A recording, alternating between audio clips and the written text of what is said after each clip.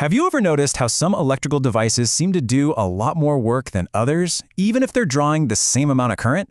Well, in this explainer, we're going to dive into the concept that explains this: power factor. It's really the key to understanding the true efficiency of any AC circuit.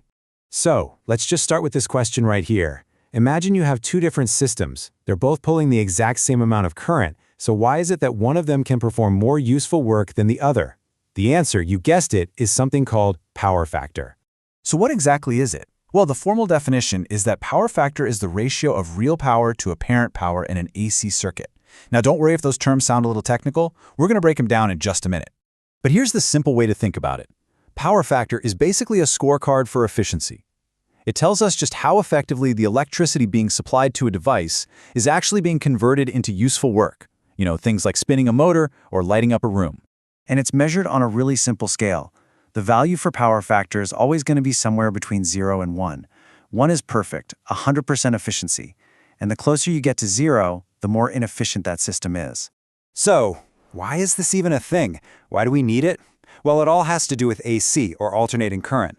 In an AC circuit, the voltage and the current are like two waves, and sometimes those waves aren't perfectly in sync, or in phase, as engineers say. When they're not aligned, some of the energy gets wasted, and that's where power factor becomes so important. To understand this better, engineers often use something called the power triangle. Think of it like this. Real power, measured in watts, is the power that does the actual useful work. That's the good stuff. Then you have reactive power, measured in var. This power is necessary to create things like magnetic fields and motors, but it doesn't do any work itself.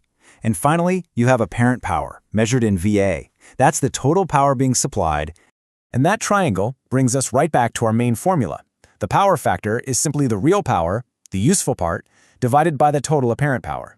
It literally tells you what percentage of the power you're drawing is actually getting the job done. Now, for those who like the math behind it, this same ratio is also represented by the cosine of an angle, which we call phi. That angle, phi, represents the phase difference between the voltage and current waves. So when they're perfectly in sync, the angle is 0 and the cosine of 0 is 1, giving us a perfect power factor. Okay, let's compare the best and worst cases. In an ideal scenario, with a power factor of 1, the voltage and current are perfectly in phase. All the power being delivered is useful and the system as efficient as it can be. But in an inefficient system with a low power factor, those waves are out of phase. The system has to draw in more current just to do the same amount of work, and that's incredibly inefficient. And this right here is the most important thing to remember. A low power factor means your system is drawing more current, but you're not getting any more useful work out of it. That extra current is essentially just wasted energy that's heating up the wires. Let's make this super practical. Imagine we have two motors doing the exact same job. Motor A is perfect, it has a power factor of 1. Motor B, on the other hand, has a pretty poor power factor of 0.6. Even though they're both producing the same output, motor B has to draw way more current from the power grid to get it done. So what's the problem with that? Well, for motor B, all that extra current causes more heat to build up in the windings. That's what we call copper loss.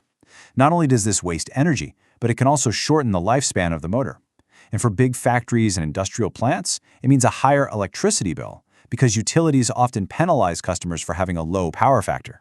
And this is exactly why engineers are so concerned with power factor. It's not just about one motor. It affects the efficiency of the entire power grid, causes energy to be lost in transmission lines, can mess with voltage stability, and, like we said, it's a huge part of how big industrial users get billed for electricity. All right, let's just quickly recap what we've learned. Number 1, power factor tells us how efficiently electricity is being used. Number 2, its value is always the number between 0 and 1. Number 3, you can calculate it as real power divided by apparent power, which is also the same as the cosine of phi. And most importantly, the higher the power factor, the better the efficiency. Simple as that. So now we know what power factor is and why it matters. In our next explainer, we're going to look at what causes a low power factor in the first place, and how components you might have heard of, like inductors and capacitors, play a major role and can even be used to fix the problem.